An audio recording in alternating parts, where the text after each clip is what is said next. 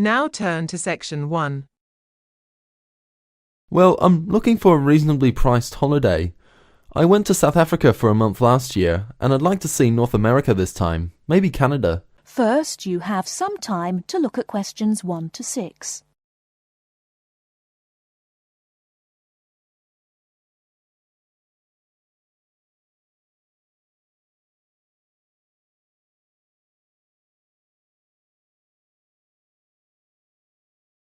Listen carefully and answer questions 1 to 6. Hello, welcome to the travel depot. How can I help you? Well, I'm looking for a reasonably priced holiday. I went to South Africa for a month last year, and I'd like to see North America this time, maybe Canada. But I'm also interested in Europe if the prices to Canada are too expensive. I'm on quite a tight budget, you see. Well, you could go to Europe, but I'll get some prices for Canada first. I've been to Vancouver. It's lovely at this time of year. And we have some special offers on at the moment.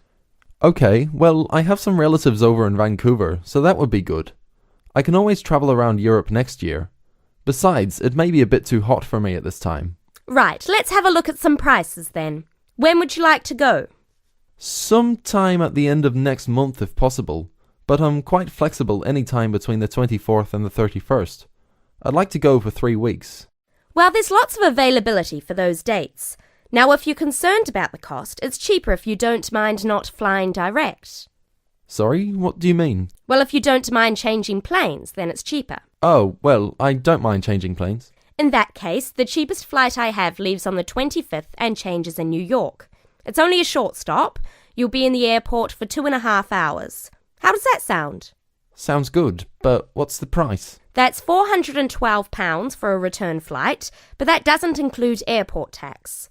Would you like to arrange any accommodation? No, I have a cousin I can stay with. All I need is the flight, so I think I'll take that one. Right, I'll just check availability for your return. 3 weeks, did you say? Yes, that's right. Okay, well, there are seats available on the 14th or the 15th. Which one would you prefer? The 14th sounds good. Yes, from the 25th to the 14th sounds fine. I'll reserve that for you then. Can you tell me your name, please? Jim Jackson. Is that Jackson? That's right. And can I take an address and contact number? Yes, it's 10 Allen Road, Oldham. Do you want a home number or my mobile? Either's fine. Well, my home number is 0151 433 398. Okay, so you're booked on flight number VN217 to Vancouver, leaving London Heathrow at 11:35 in the morning on the 25th and returning on the 14th. So that's 20 nights. Now, one more thing. Before you hear the rest of the conversation, you have some time to look at questions 7 to 10.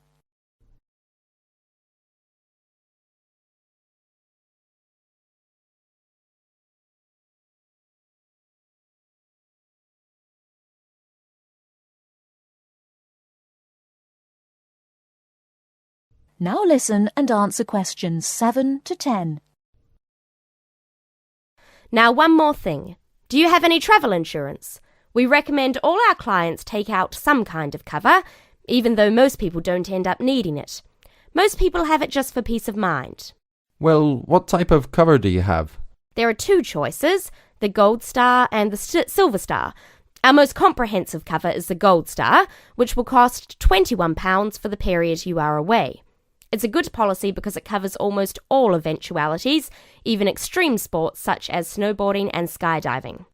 What about the Silver Star?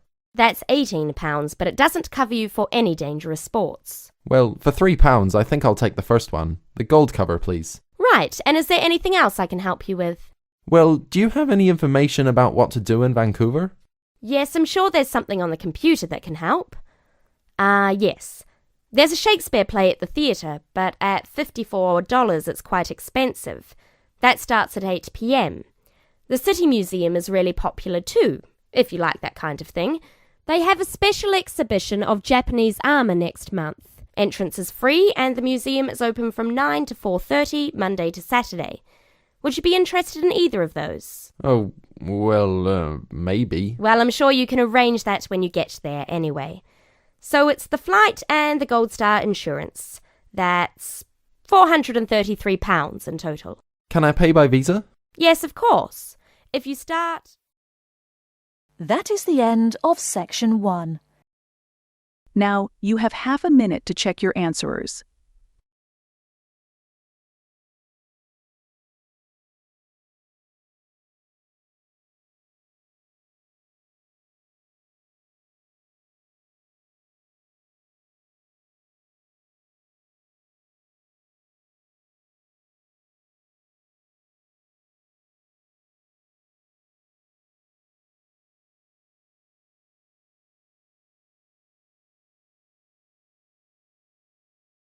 Section 2. You will hear a speech given by the head of a company to some new employees. You have 30 seconds to look at questions 11 to 16.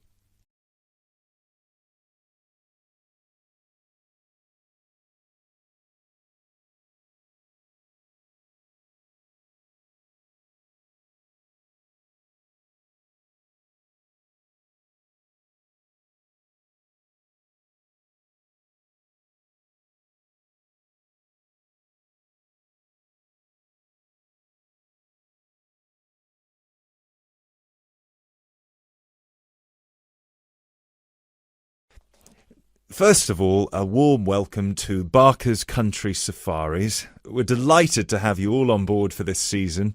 I know you've all been told a bit about the company when you had your job interview, but I thought it would be worth telling you a bit more about ourselves. Barker's was set up 10 years ago by myself, John, and my then girlfriend and now wife, Nancy. We started it initially just as a hobby. We felt that there was a good opportunity to share our love of the countryside in this part of the world with the many visitors who come here. As you know, most people come for the beaches in the summer, but there is so much more to the region, and this is what we wanted to exploit. Nancy and I were born near here, and as teenagers we went climbing, kayaking, whitewater rafting, potholing, and just straightforward walking. This district is in our blood, and we love it. While we were still at university, we started taking small groups of visitors out into the national park in Nancy's brother's old Land Rover. We'd drive them around the back lanes and into the forest. We'd also organise rock climbing tours for friends of friends. Then, each year, without us having to advertise, people came back to us to ask for more excursions and trips. So, 5 years ago, we gave up our other jobs to focus full-time on Barker's Country Safaris.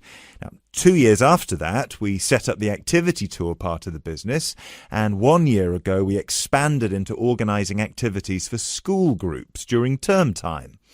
Obviously, this was a massive challenge with all the health and safety requirements, but it's proving a great success. You now have to look at questions 17 to 20.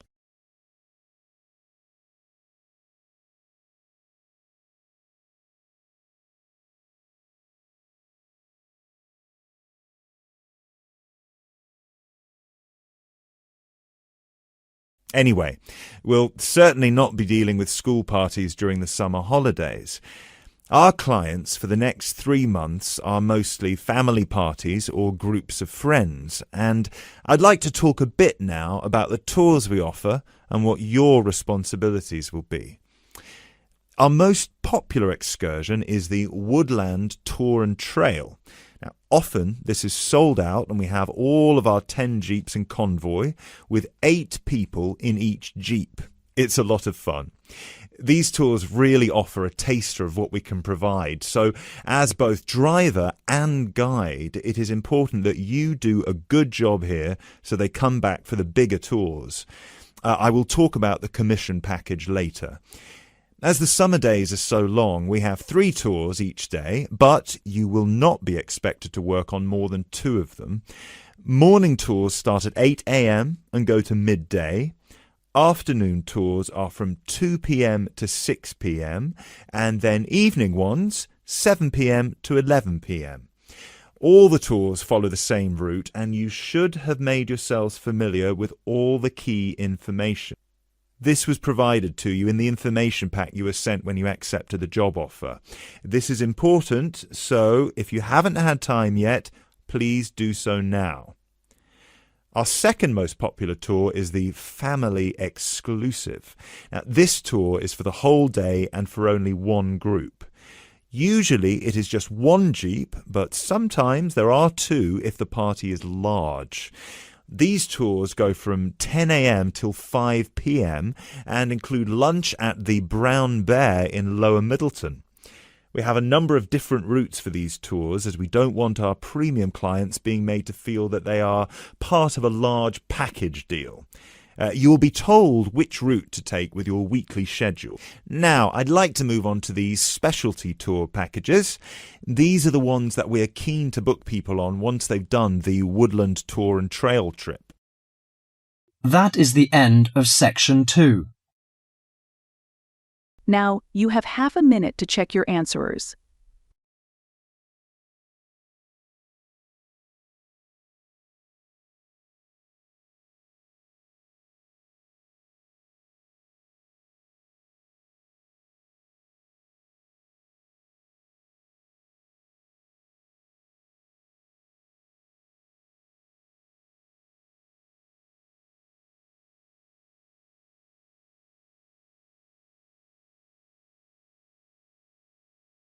Now turn to Section 3. Section 3. You will hear an interview with a wildlife specialist called Alison Sharp talking about bears. In the first part of the discussion, they are talking about the history of the bear. First, look at questions 21 to 23.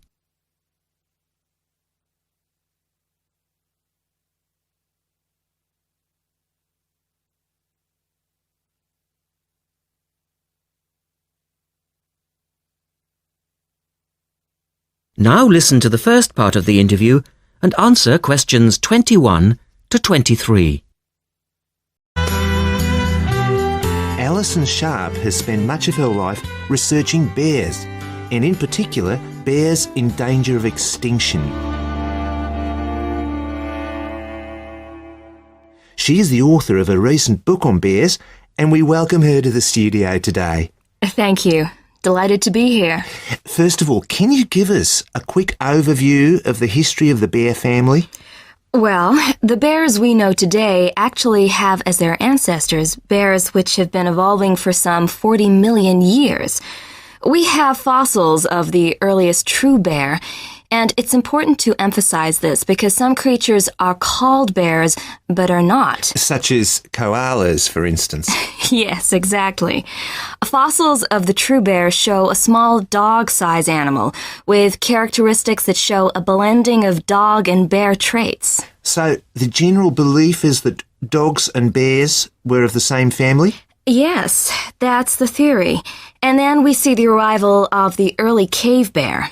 We know from cave drawings that Neanderthal man used to worship this bear and at the same time fear it. Understandable, perhaps. Yes, but they need not have worried because the cave bear only ate plants.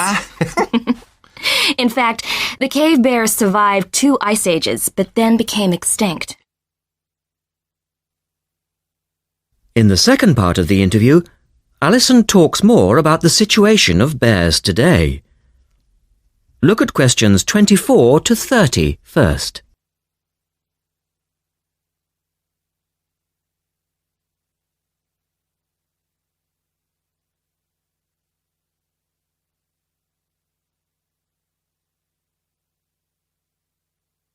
Listen carefully and answer questions 24 to 30. So, how many bears can we find today? And are any of them in danger of extinction? Well, I'll answer your first question first.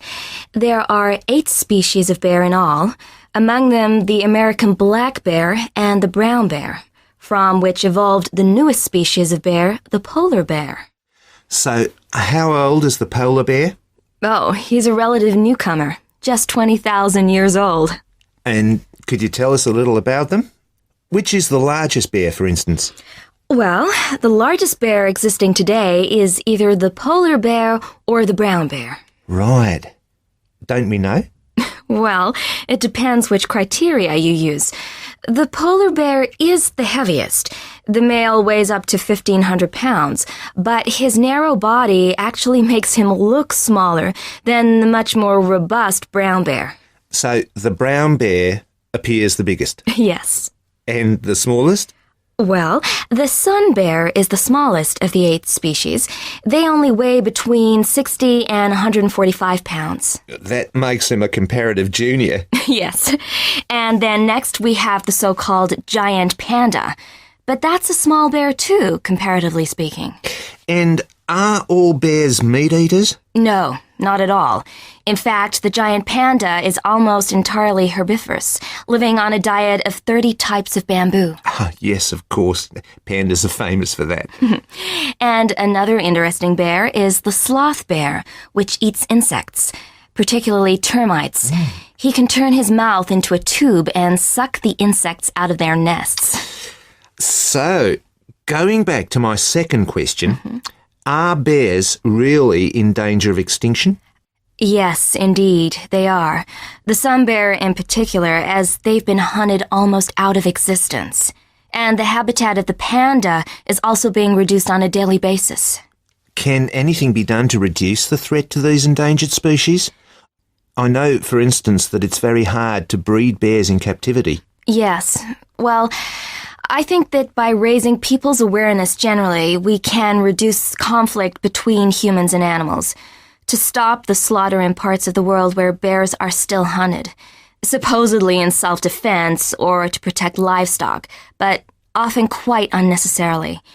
And we can also encourage governments to preserve the natural environment of the bear, rather than allow the areas where they live to be systematically destroyed in the name of progress. Yes, of course. And in addition to these global efforts, all profits from the sale of my book will go toward the United Nations Bear Protection Program. That's wonderful. And with the news coming up, thank you for your time, Alison, and best of luck with the book. Thank you very much. That is the end of section 3. Now, you have half a minute to check your answerers.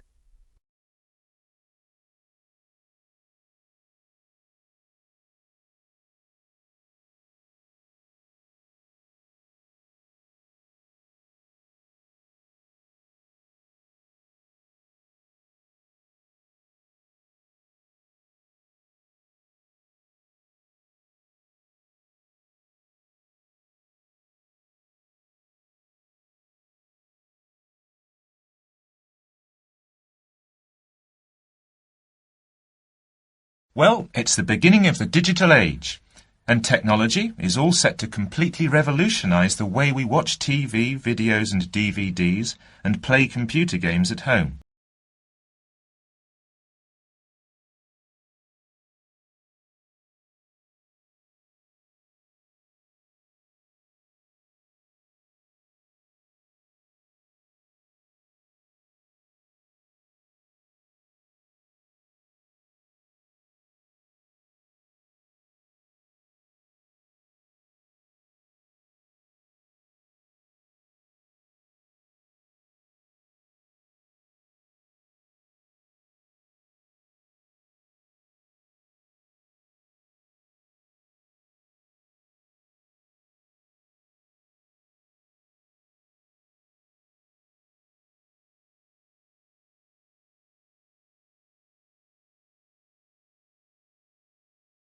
Well, it's the beginning of the digital age, and technology is all set to completely revolutionise the way we watch TV, videos and DVDs and play computer games at home.